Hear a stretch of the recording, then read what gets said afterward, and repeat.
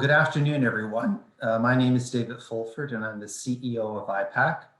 And welcome to our session on the changing and enduring priorities for deputy ministers across Canada.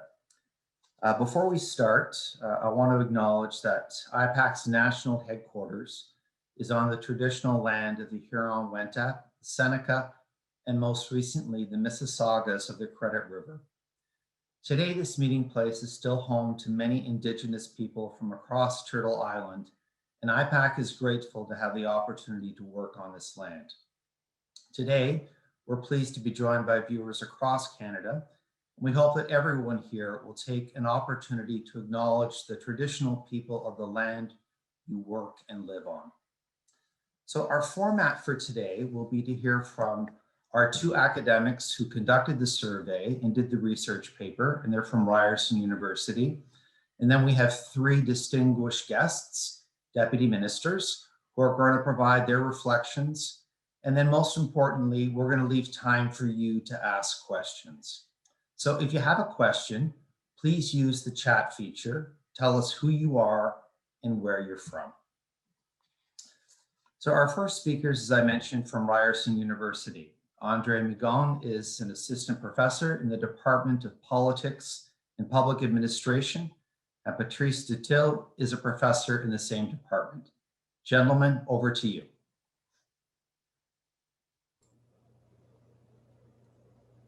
Hello, and thank you very much, David.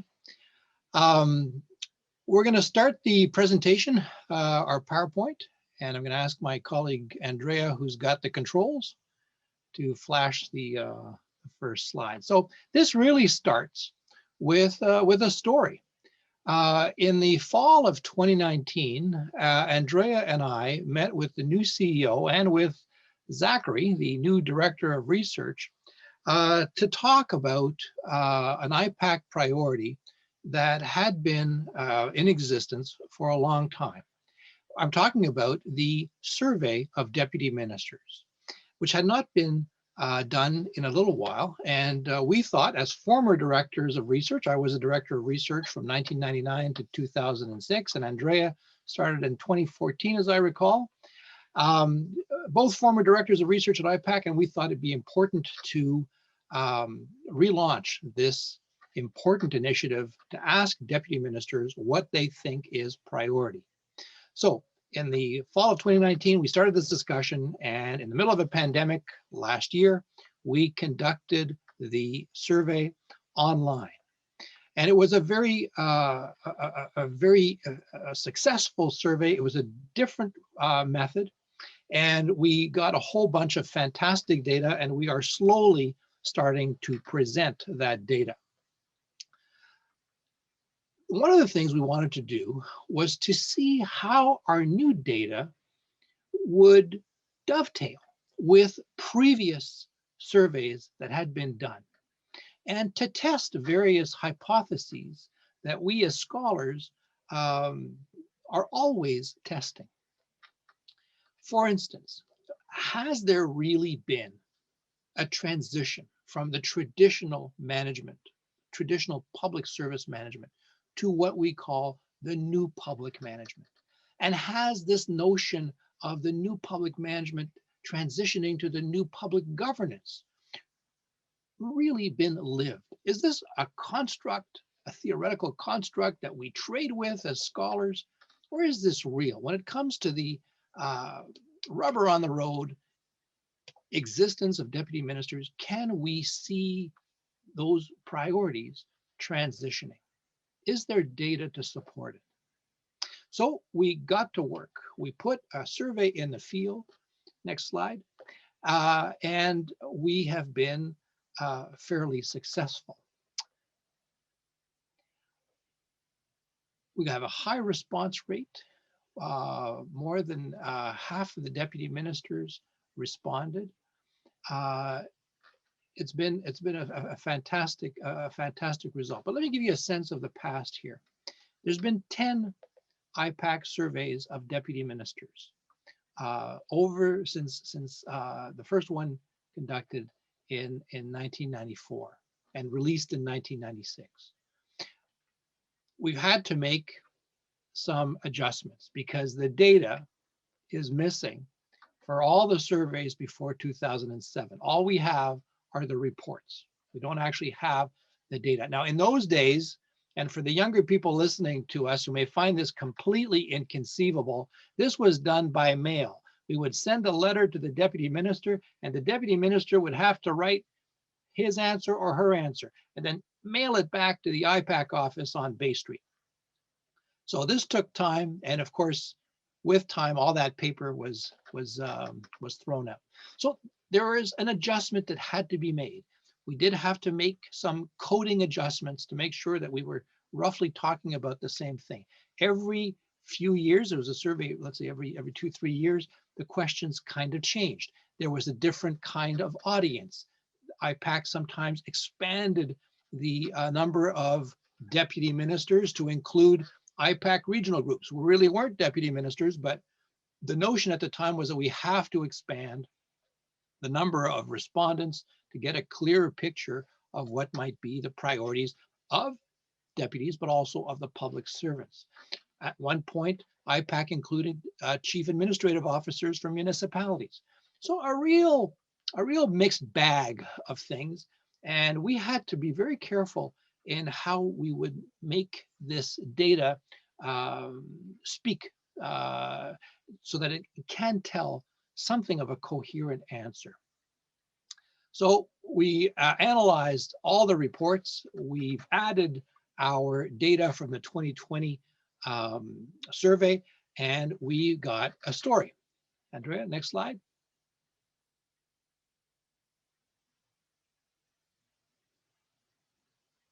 I hope you can see this. And for your viewing pleasure, we have color coded it. So this is how to read these 10 surveys of deputy ministers. We go back to 1994, and what we've identified, again, really the coding issue was to try to make sure that what was the answer that was provided is intelligible today. 1994, you can see that the first priority identified by deputy ministers was reshaping and rethinking government. It was the same thing in 1996. In 1998, you can see renewing the public service. This is a time when you may remember that the clerk of the Privy Council had declared that the public service was in crisis. Renewing the public service became the top priority. It stays in 2000. 2002, addressing HR renewal, very much the same kind of thing. Renewing the public service, addressing HR, slightly different language. We're respectful of that. But we color coded it the same color because it's roughly the same thing. And you will see that HR concerns remain a priority between 1998 and 2009, a full decade. In 2011, enhancing policy capacity becomes the term. Not quite HR, clearly not HR, and yet how do you enhance policy capacity? You make the policy capacity better. That will be done through better human resources. Building leadership capacity appears in 2014, and then in 2020, we have a tie. Now this is a product of the, I will say, the added sophistication of the survey that Andrea and I have conducted in 2020, where we allowed deputies to target their concerns a little bit more precisely. Our 2020 was exclusively online. There's no paper, and it gave deputies a lot more freedom. Now, I'm not going to go through the whole list, but you can see from the colors that similar themes were consistent. So addressing HR arguably is a concern from 1996 straight through to 2020. Some things are less popular. I'll talk about harnessing technology. For example, harnessing technology appears in 2000. It reappears as a priority in 2007. In 2020, it's the third priority, the third category of priority. Why is that? It's not that harnessing technology was not important before, it simply wasn't a priority for deputy ministers. It was being handled, it was being managed, it was not a priority. And we can also say that it was buried in other issues, such as, if you look at the 1994 survey, improving public sector delivery. That was done through technology. So slightly different words. It has to be read that way. We took some liberties, but again, we had to be respectful, and we have to be honest. Things like protecting the environment. You'll see that protecting the environment only shows up in 2009. Slight little box in 2020, responding to climate change. So what you see here on this checkerboard is an evolution of concerns. I'll leave it to my colleague to explain the evolution through the years. Andrea. All right, thank you. We're going to go through 3 individual spider charts and then one that brings them all together. This gives you an idea of what the main concerns, the main priorities, as Patrice described, and the areas that needed the most attention.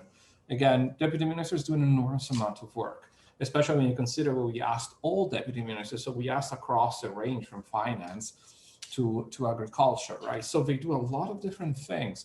These are the areas of main focus. In the 1990s, there are a couple of very evident new public management pressure points. Service delivery, improving service delivery is clearly one, and innovation and strategic change. These we read in that area. And then you have sort of the traditional points that every deputy minister through history has dealt with: performance management, results, and improving accountability and trust. These tend to be very, very strong areas for any public service across the globe. This is not just Canada. Start taking a look at the way in which the spider chart looks. It's kind of like actually a butterfly, right? It has 2 spikes. It's very similar in the 2000s, except that now we have the end, quote unquote, of new public management. By the 2000, new public management had done what it could do. And there's a couple of really important spikes here. There's a shift. The shape remains the same. There's 2 very important areas of focus, but now renewing human resources becomes central, right? And the accountability and trust. Accountability and trust here in Canada, perhaps because of the HRDC issues and others. But, again, you find two very important areas of focus here. The one thing that I would note is the collapse of the innovation and strategic change relevance, and the beginning of the emergence of what is with us still today, the concern about financial constraints. You have this mantra that the government has never, the public administration has never been flush in money, but in the 2000s, you start certainly to hear a lot more, many more voices raised in this area. And then what happens then in the 2010s is something very different. The shape and the intensity of the priorities change dramatically. Perhaps this is the arrival of new public governance, the idea that you have to work with a lot more clients, the fact that we moved to the market in the 2000s has created this fragmentation, right? But this, Patrice and I think it's a very, very important shift. That butterfly shape is now changed. It was a lot more rounded, if you will, set of priorities. There is no dominant priorities. There are no 2 dominant priorities the way we had seen before. Now we have 4 really critical ones. They are all a lot less, quote unquote, of the priority. Their focus, their impact point is 3 as opposed to 5. And you can see a very interesting spread. And so if you look at this as a unified chart, you can see what we were discussing before. It looks like the priorities from the previous 2 decades have all come back to be on the center of the desk of a deputy minister. They have to do them all at the same time. And so those spikes have kind of disappeared. So this is in a nutshell what we have found, this transition from really focused priorities that shifted in the previous decades to the 2010s being, a period between 2010 and 2020, being a lot more rounded in this sense. And of course, there are questions about that. And so what did we find? Well, first of all, we found that there is a remarkable amount of consistency in the priorities that we find, in the key themes that we found. The idea that deputy ministers must respond strategically, pivot to respond strategically, in fact, very fast, is always there. The improvement of service delivery is another thing that we find all over. Improving accountability, of course, this is fundamental. Maintaining trust for the public services is the blood of the system. And then starting, in the 90s, the managing human resources, right? This is very important element, the transition between generations, the transitions between leadership styles, the transitions between expectations of what a career looks like in terms of the speed of a career, et cetera, et cetera. All these are fundamental areas. We also think that there is a fair amount of evidence in these surveys supporting the fact that we have shifted from a new public management style approach, so adapting to structural changes really, to a new public governance model. So the idea of stakeholder focus, the risk management piece that is being looked at, the harnessing technology, the expanding the number of priorities in itself looks a lot more like NPG. Then, of course, what I just talked about, the consistency of focus in the 2010s, the limited amount of spikes in the focus. This is something that it's very interesting to us. It doesn't resonate with previous models, both anecdotally and from other research that has been done by others. We don't see that. So the 2010s seems to be, whether this will be carried on in the 2020s is possible to say for now, but it's certainly a shift in the way in which the system operated. And then, if that is true, and this is partially echoed by some of the research we were doing with other data, there's this shift in more managerial work rather than strategic focus. And the idea that now deputy ministers have a lot of different lower priority areas to look at rather than a couple of very defined ones might be a hint that it's a lot more managerial of a job than it used to be. All right, so that sort of ends our very quick statement. One more slide, Andrea. And yeah, well, yes, we are going to where you can find this if you want to read it. Okay, super. Thank you very much. And as everyone can see, they've been doing something that we've all been doing during the pandemic. It looks like baking bread. Our first deputy speaker is Jan Forster. And Jan, no pressure, but there's a lot of people from Winnipeg on the line. I had the chance to work with Jan before, and now you're going to want to hear from her. She is Manitoba's Deputy Minister of Conservation and Climate, and was previously served as the Deputy Minister for Economic Development and Training and Municipal Relations. Jan, over to you. Thanks, David, and thanks so much for including me in this important conversation. I found preparation really fun as I reflected on the report and the themes that have endured and shifted over time, and recalling words like alternative service delivery and the different priorities that IPAC has focused on over the years. And so I certainly concur with many of the comments by the presenters, and really find that from Manitoba's perspective, a lot of these priorities have endured, and I've sort of bundled them slightly differently from my perspective in terms of what I see as the priorities for deputy ministers in today's day and age, at least in my province. And I've come up with kind of 6 overarching themes that connect to many of the butterfly that Andrea was talking about. And the first priority from my perspective is really alignment with government direction and delivery on government commitments. And this is a really top priority for us in Manitoba. But, you know, something that I think has emerged over time, where there becomes almost a hyper focus on making sure you take government's commitments across the finish line and really focus your strategic work to be able to deliver.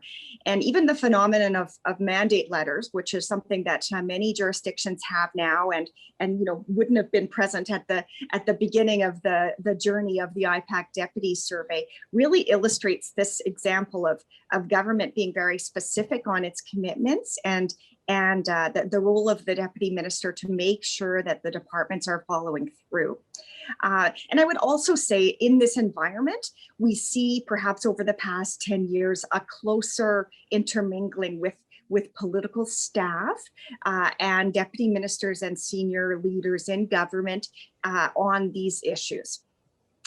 The next sort of bundle that I would see, I really term modernization, and really that encaptures many things that are on the survey themes over the years. But for us in Manitoba, there's a big focus on modernizing how we deliver our services and how we do our work internally, and transforming, you know, based on innovation, and really focusing on ensuring our staff have a newer skill set on how to design programs in ways that are new and different and out of our comfort zone. And so bringing staff along this journey of transformation has been a big focus here for deputies, and really also includes the harnessing technology as we really look at modernizing how we interface with citizens, how we deliver our services. And I would say this has become sort of exponentially more important during the pandemic.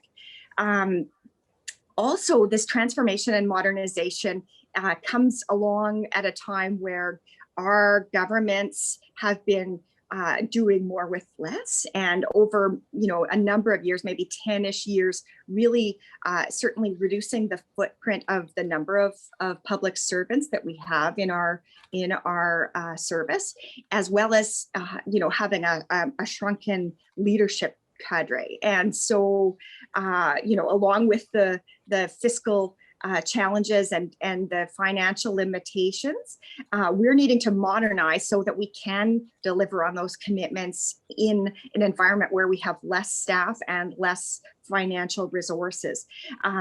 So, you know, really talks about, I'm thinking about controlling costs and meeting the financial limitations from the survey, but also doing so in a way that is allowing us to really improve our services at the same time. And part of what we're doing there is really focusing on streamlining the work of our ministries, figuring out what we've done that no longer is relevant or adds value, and getting out of those lines of business. And that's a difficult thing for civil servants, public servants to do, because it's often easier to add than it is to take away. And really, you know, when I think back about the survey, you know, reshaping and rethinking government, and you know, restructuring and redesigning service delivery, those priorities are really what I'm talking about. It just got a different overall lens to it. You know, we're also talking about what belongs in core government and what is better delivered elsewhere. I know I'm already at 5 minutes, David, so I'll pick up the pace here a bit, but I'll also mention that red tape reduction and streamlining is a big part of our modernization journey as well. Human resource capacity, I know we've talked about that in the deck. You know, this is an enduring piece.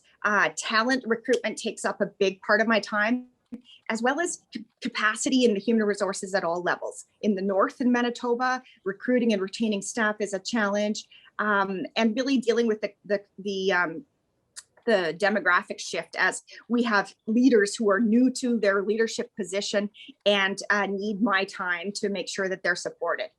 Employee engagement is another priority. I know that this is sort of touched on in some of the language, but it's a huge focus for us here, paying attention to the culture and making sure staff feel valued so we can retain them, but also so that they can be aligned with where government needs to go. making sure that we're flexible in the face of change, and really supporting staff and wellness and balance, especially given the pandemic and mental health needs. Strategic communications and citizen engagement. I'll just be quick.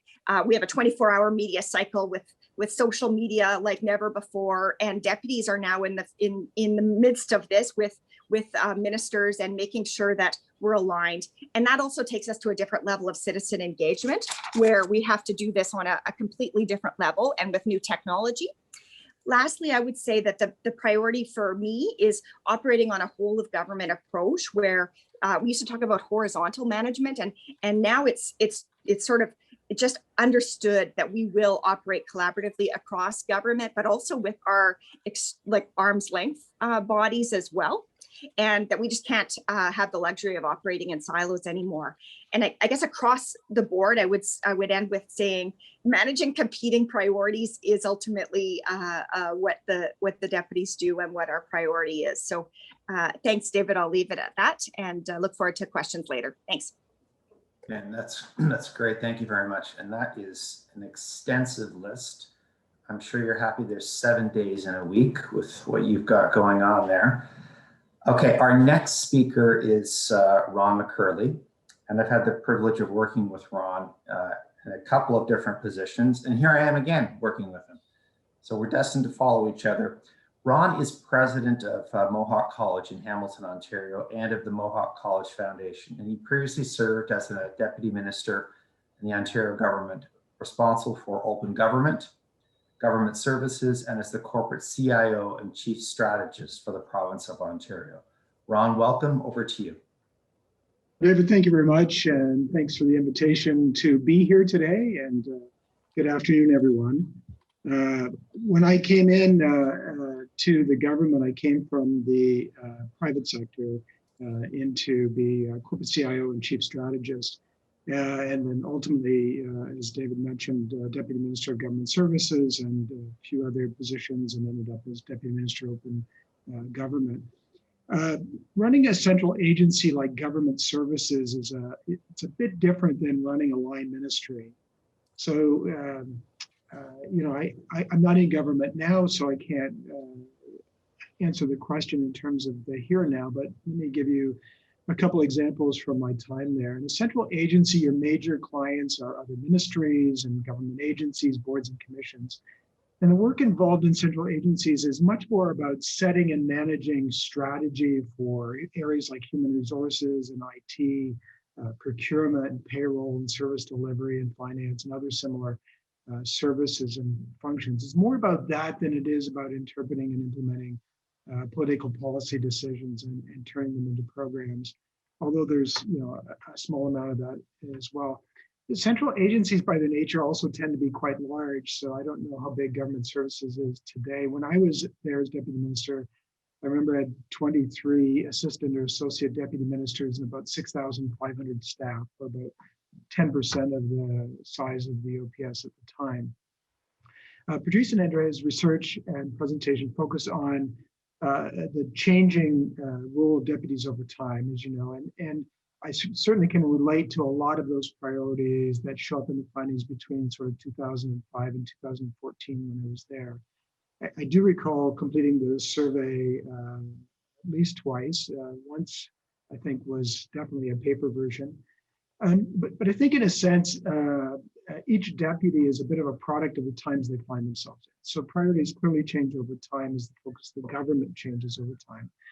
In my case, when I entered the OPS as corporate CIO and chief strategist, I came in with 3 goals given to me by my deputy at the time, who is just been announced as coming back as Secretary of Cabinet for the OPS.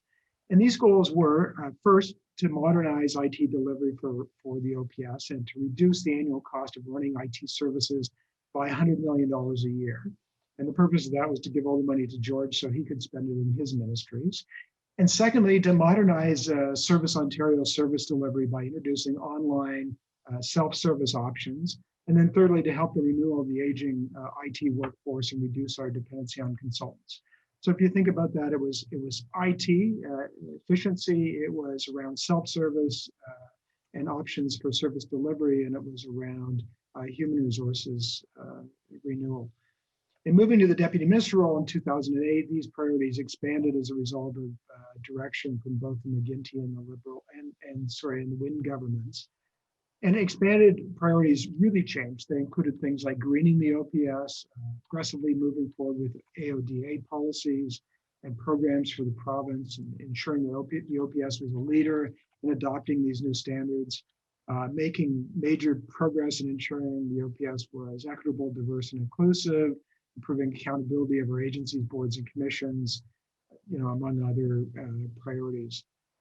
Along with the formal mandate letters that ministers receive, which of course all translate into marching orders and work for the deputy, one of the key roles of the deputy minister is actually to keep his or her minister out of trouble, particularly related to the potential for conflicts of interest that could come about when their private and public lives collided. And that was, as it turned out, a big part of my job from time to time. Perhaps the most challenging part of a deputy minister's job, though, however, and one that's not reflected in the research, falls in the category, sundry duties as assigned. So in my case, in January 2012, some of you may recall Ontario's area ambulance service, Orange, got into some trouble. We had to remove the CEO and the entire board of directors. All that reflects badly on the government in power at the time. My sundry duty, as assigned to me by the then Minister of Health, was to run Orange Air Ambulance and at the same time to restructure and restore it to health. So lots of scrutiny from the media. So for 14 months, I actually served as the interim CEO of Orange and continued the operations of the air ambulance service and completed the restructuring of the organization. There are lots of deputies that find themselves in those situations. We tend to be good general managers, and so stepping into those kinds of roles is not unusual. During my time as deputy, I was called on to work with 4 different agencies in addition to Orange, all of whom have gotten themselves into some greater or lesser degree of trouble with procurement or expense claims or something similar to that. So the goal in those cases is always the same. First, fix the problem. Secondly, put in place appropriate controls so it can't happen again. And third, if possible, keep the story out of the press so the government of the day isn't embarrassed by whatever it was that was happening.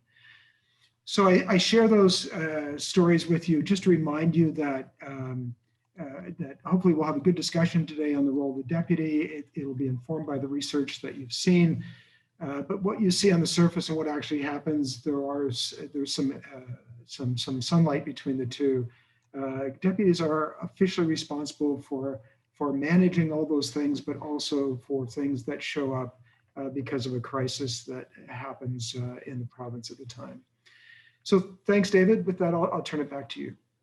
That's great. Thank you, Ron. I'll remember that, keeping the minister out of trouble and sundry duties. Good examples. Our third speaker is George Zergac. George is the Chief Executive Officer of Waterfront Toronto and previously served as a Deputy Minister of Training, Colleges and Universities, Infrastructure, Education, Children and Youth Services, and Agriculture, Food and Rural Affairs for the province of Ontario.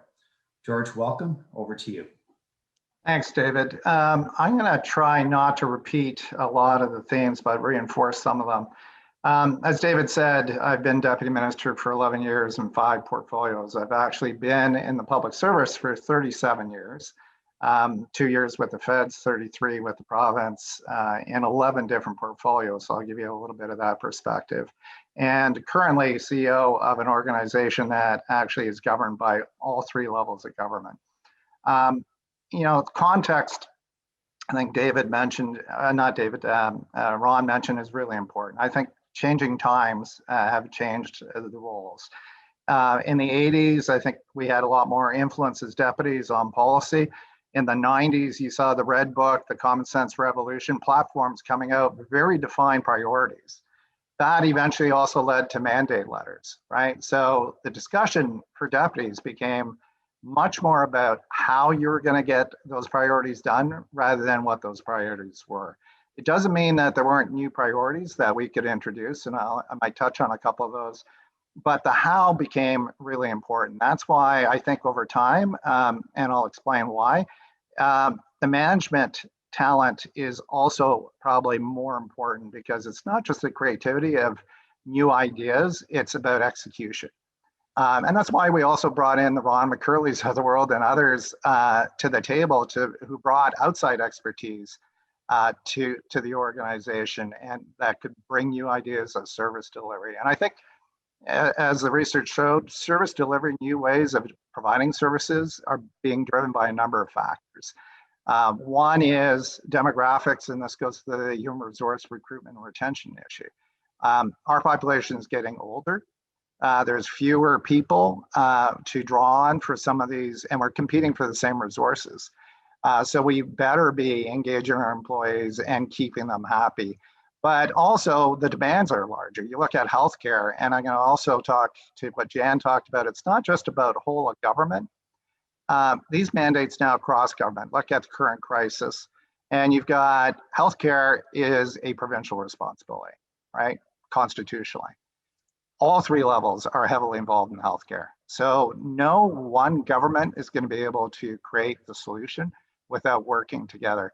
That's why I think more emphasis is on stakeholder management and being able to work together, not just with governments, but also the stakeholders who help deliver and who are receiving these services. So I think, you know, those skill sets for deputies are really important, because we may know what we have to do, but now the onus is on us to make sure we deliver it, and we deliver it with people being happy. The one thing you realize as a deputy is you're never going to have everybody happy. So you're going to have to issues manage no matter what. That Ron raised that. We're going to have to every day. We start a day off with issues management. We're getting ready for the House. We're getting ready for the media. And we're making sure our ministers are ready. So deputies, I should also point out, are unique animals in the sense that not only do we serve a minister, we're actually appointed by the premier or the prime minister. People don't understand that. And that's partly because even though we're there to help deliver a portfolio, whether in my case it was either health or education, et cetera, you had a responsibility to think of the whole of government. So, you know, I had to, you know, beg for some resources with my friend Ron McCurley.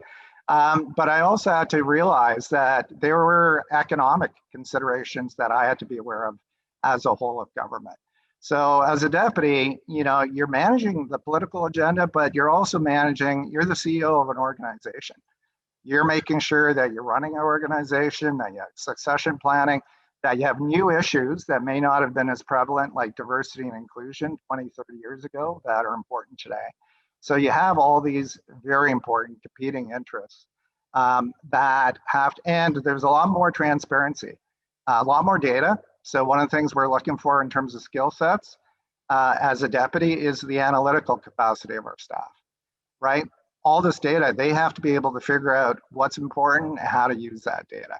So people are still looking for advice from deputies, and we need that skill set. And technology is an enabler, and it may fall off as an individual category, but we depend on that as a real resource to deal with our human resource shortages and even timing. So I'm going to not go on too much longer, but I do want to point out, you know, part of this is also looking at crises. I remember in the 1990s dealing with a colleague, federal colleague, David Dodge, who was a deputy of finance. And at that time, we thought we had a debt issue, right? So we were only, at that time, we went from 13% to about 26% of debt to GDP, which seems like a world we'd love to be in right now when we're at like 46%. But you know what, there was a crisis in Mexico with the peso. That created a whole world tension around debt. And had that not occurred, David Dodge was very clear that Paul Martin, the finance minister at the time, could not have put in the austerity measures. We're going to find the same thing with this crisis with the pandemic. There will be lots of opportunities for change, whether it's in the e-learning or, quite frankly, in service delivery. Our worlds have changed. Our human resource issues have changed. I'm going to for sure have people working from home, not 5 days a week maybe, but certainly more than they did before. So these are all things that a deputy has to grapple with on top of making sure we deliver. for the government on their priorities. So you know what, I'll just end it at that, David. I could go on, as you know, I could go on and on. So I'll just stop there. No, that's great. And I think our audience has gotten an appreciation for how busy a current deputy like Jan is, and a former deputy, Ron, who is keeping people out of trouble, and George, who has acknowledged that not everyone will be happy. So if you want to aspire to be a deputy, these are important things and insights for you to have. Please use the chat feature of the Q's and A's to submit questions. We're now going to provide an opportunity for you to ask those. One of the questions that we were asked in advance by our new professionals group, and I would ask the deputies to please keep their answer short and sweet. This question pertains to external stakeholders. So how do you work with external stakeholders to bring them along to work on a priority that you have? Jan? Thanks, David. And this is such a key part of my day-to-day world, is really being early in our engagement with stakeholders so that you can kind of pave the road a little bit and bring them along. But also, I find it helpful, and it's easier said than done, but trying to show that you understand their interest and their goals, and show how the direction that you're taking can help meet those stakeholders' needs and goals, and help them see the broader vision. But it is something that takes a lot of time and energy, and you have to pay attention to. Ron? Yeah, I'll give you a real example. So working with grape growers and winemakers when I was the Deputy Minister of Government and Consumer Services, and big problems with Ontario grape production. And ultimately what we had to do was to help them understand that they needed to help the government come up with a solution. So happy to do something to save both your industries, but it has to work for both your industries, and it has to be something that you can both live with. And so part of it is creating a climate where groups can come together where they can express their need, but they can also come forward with some solutions at the same time. Because government's not going to have all the answers, and guaranteed if you ask them to solve the problems, they will do that. They will come up with a solution, but it may not be what you're looking for. And so I think part of it is making sure that the industry owns what they're asking for. George? Well, at Waterfront Toronto, one of our big reputational assets is we consult all the time because it's about what the community needs. But I'm going to use an example when I was in Deputy of Education, and also when I was Assistant Deputy Minister, because we're trying to transform, and it's probably relevant today, to introduce e-learning, right? We were trying to look at how do we engage students. I used to sit around the TV when I was a kid. My mom would have to pull me away from the TV. Well, for us, it was our kids at the computer. So the question was, how do we actually bring education to the computer? But that you need to understand, you needed to understand the interests of different people, right? Student, not everybody's great independent learning. Teachers in particular, you had to figure out what's their interest. Well, they were worried about their jobs, right? So, you needed to listen, first of all. And they created some great e-learning opportunities. It was really probably the unions more concerned about the jobs. And then you had to address that issue so that you can move along. So part of this is building a relationship, and it's a bit of a relationship of trust because you're going to have to deal with these groups for a long period of time. It's not just one negotiation. So when you're investing, this is an asset you're building. And I think, listening is one of the first things they want to know, that you're not just having a discussion with them and then moving on doing what you were going to do anyhow. George referenced an important point that I'm not sure everyone understands, and that is that deputies are appointed by order in council. And so be that by the Prime Minister or Premier and the Clerk or the Secretary of Cabinet. But the question that our audience has for the deputies, and I know one that they have to deal with on a day-to-day basis, is how do you as a deputy manage the expectations of your minister on partisan issues while remaining nonpartisan? Jan? Always a tricky balance, and I think that we can be political in our thinking in terms of having sensitivity and acumen to our surroundings, but you do always have to remember that you are civil servants and that we're here for the public good. And there are times when you have to have very, very difficult conversations with your minister. There's also times, as you've referenced, David, that ministers we're all human beings, and a minister may have a certain leaning in terms of an issue or an initiative, and governments are very busy with many complex competing priorities, and it's possible that I've seen where a minister isn't necessarily aligned with where his or her government is going.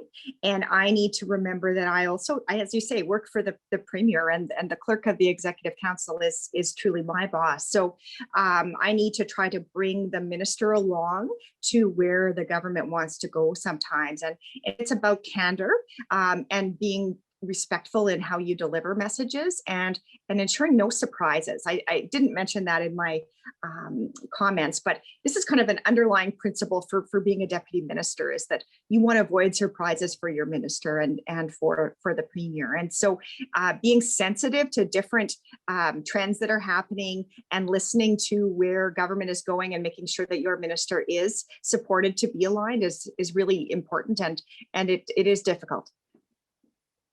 Ron? I thought Jan gave an answer indicative to the fact that she's still deputy minister and has to be very careful. In central agencies, there aren't as many situations where you would be offside because in most cases of the 4 ministers I served, they all basically said, you know what you're doing, go ahead and do it. But in the one case where they were going in a direction that I disagreed with, it's easy to envision how you could get your own way.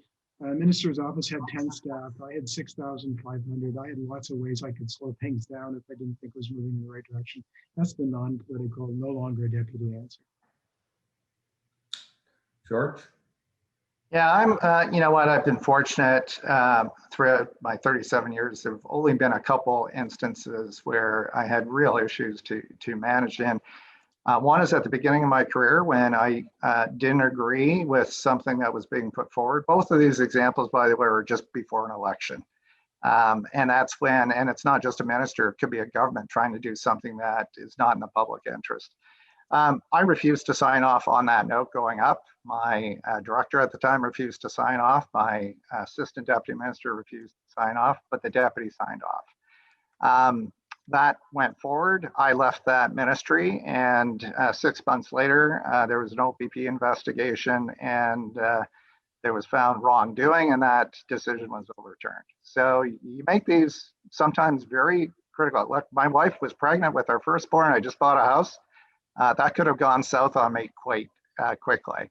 But I had to live with myself. And later in my career, I had the same situation where I had to, refuse to sign something that I just felt wasn't in the public interest.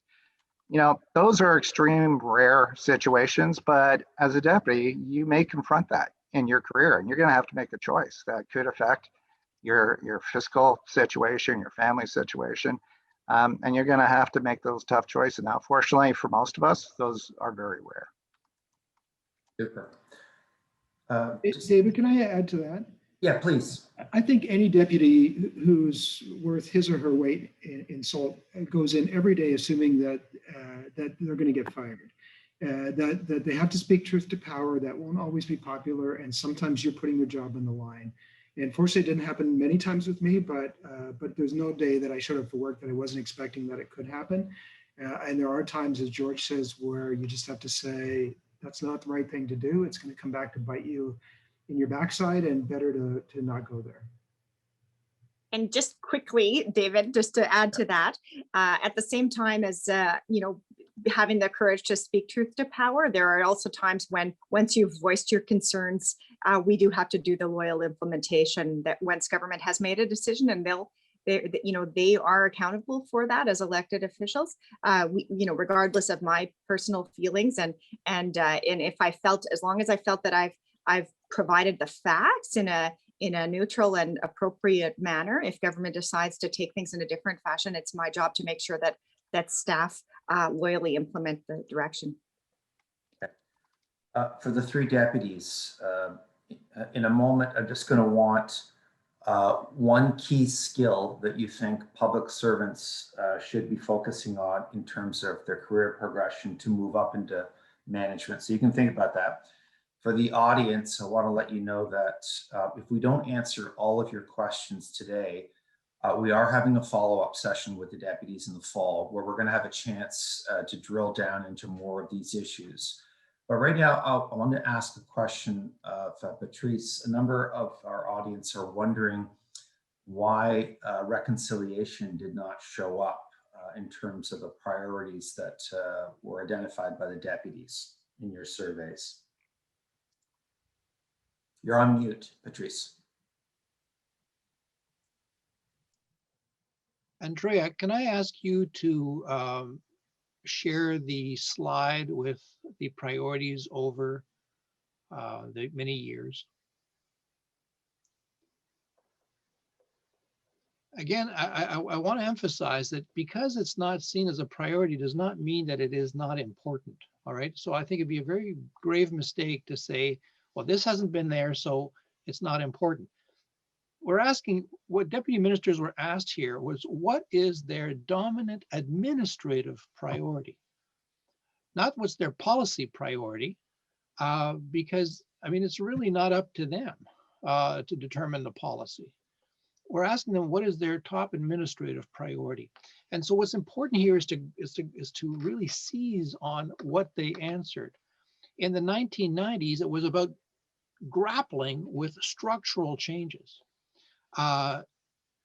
What George mentioned about dealing with the economic crisis of the mid-1990s, of collapsed departments, of streamlining departments at all levels of government, of suddenly discovering that the internet is something important that the public demands better service delivery, that the public in the 1990s was saying, we're getting this level of service in the private sector. There's absolutely no reason why government can't deliver better public service, but better service delivery. Now, to answer the question, David, that you're answering, look at the priorities of 2020, meeting financial limitations, managing client expectations, addressing HR. All of those things could be, in one way, shape, or another, addressing issues around reconciliation or addressing issues around climate. Now, you'll notice that responding to climate change actually shows up at the 4th level of priorities in 2020, something that had happened in 2009. Now, again, and I emphasize, this is not to say that it was never important before. I was in government in the 1980s, and I remember when we suddenly, when it was all about acid rain, and we were discovering climate change in the late 1980s, it was not a priority. But we all talked about the environment in the late 1980s and 1990s. Doesn't mean it's not a priority. It's just that deputies are responding according to what's the issues that they're facing in their day-to-day. And they're saying, these are the things that, for me, seem to be administratively most important. So do not be discouraged that your favorite issues or the above the fold stories are not reflected here. This is about administration. And what we're noticing, the whole point that we're trying to make in this paper, is that we do see a migration. And I think that George, who I think is the eldest among us, who has the longest experience in government, when he talked about how the how is becoming more important, that he has seen in his career how the how is become more important.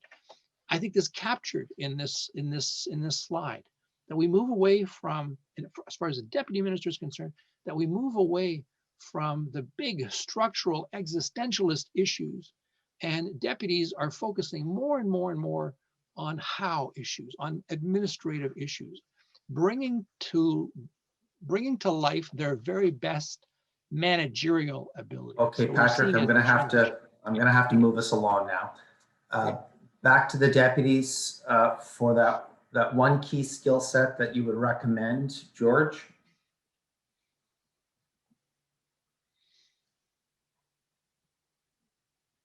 George, I don't hear you. Can you hear me now? Yeah. Okay, sorry. Well, I think just building on the managerial, being able to deliver is key, but I think a couple of the key competencies in being able to deliver is, one is communication skills. Is always going to be important. Sometimes you have 2 minutes with a minister, 2 minutes with a stakeholder. You've got to be concise, be able to communicate what you're trying to achieve and to build that relationship. But the other skill set I think is more important, and we found this when we looked at needs across the world economy. Numeracy is becoming more and more important, whether you're dealing with fiscal matters, just doing number crunching, now you got websites with algorithms and you need to understand math on this. Numeracy is becoming the new literacy. So I think, delivering, communicating, and the analytical capacity around numeracy will be important. Ron, do you want to add to that? Yeah, thanks. And George has picked some good ones. I think critical thinking skills I would put right at the top. And by that specifically, I mean the ability to analyze lots of information, to be able to interpret that information, to be able to make an inference based on that information, then to be able to explain what it is you found and how you got to your conclusions, and to be open-minded and to be able to weigh other possibilities and to be able to problem solve. Those are all the key, I think, critical thinking skills that are so important right now in complex roles like government. Jan? Yes, I actually agree with both my predecessors. Honestly, it's about clear communication so that you can cut through the myriad of complexities and give the elevator pitch to your deputy minister or ADM or minister in a concise briefing, both in writing and verbally, where you can anticipate the needs of the minister or the deputy and think about the big picture and just cut to the chase of what exactly needs to be understood and what the options are, and actually being so bold as to actually make recommendations. It seems like sometimes public servants are hesitant to do so, but you need to identify all the options clearly and truly make recommendations that are viable. You've all given us really good examples over the past hour of things that you've done within government. What our listeners are wondering are, what are the key ingredients needed to implement those priorities well? So you've been successful. So Ron, I'm going to go to you because you've given us some really good examples. What were the key ingredients that were needed to actually implement those priorities? Well, you have to have a good relationship with your minister. He or she has to trust you, first of all, because you're not going to get anywhere if they put a tight leash around you. So you have to have trust. It helps when you've got a proven track record of success. Nothing succeeds like success, and the best indicator of future success is past performance. So if somebody has done well, they tend to build that trust easier, and you tend to give them more rope. And third, you've got to win the hearts and minds of the staff that work for you, because these are big, complex problems. Nothing happens, in most cases, even within a single ministry. Most of these issues are cross-cutting right across government. You've got to be able to work with other deputies. You've got to be able to work with your own staff. You've got to be able to work with the political appointees.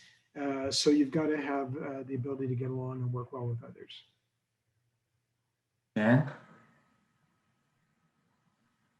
Yeah, very much agree. And really listening to what the political masters are wanting, and listening to what staff are saying, and engaging with staff, spending time translating the political direction to the staff, but also listening to figure out what is going to be needed so that the staff can successfully deliver. And then collaboration, both with other ministries and external stakeholders. But we're not going to get anywhere anymore unless you have the ability to work in a solution-focused manner well with others. George?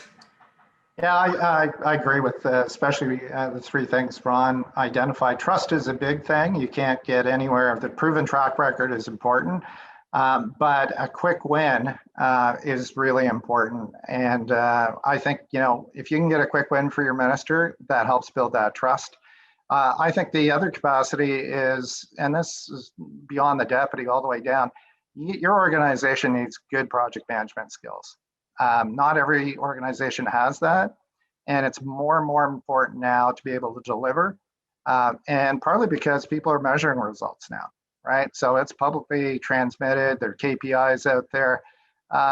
You used to be able to get away with, well, it's under progress. Well, now people have video of whether it's under progress. You've got data showing whether it's under progress. So I do think project management skills on top of the ones that Ron and Jan identified are really important. Okay, thank you. I want to thank everyone for participating today. And to close out, I'm just going to ask my Director of Research, Zach Spicer, Zach, if you could explain how people will get access to the slides and the recording, that would be very helpful. Absolutely. So we will be posting the recording hopefully in a couple of days. So check out ipac.ca and all that that information should be there for you. Super. Special thanks to our academics from Ryerson University, Jan from Manitoba, Ron from Hamilton, and George from Toronto. Really appreciate you being here today.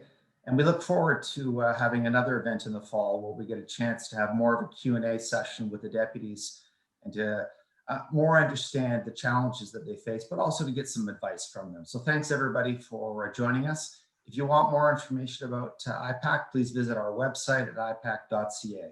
Thank you. Have a great day. Thanks for having us. Thank you. Thanks.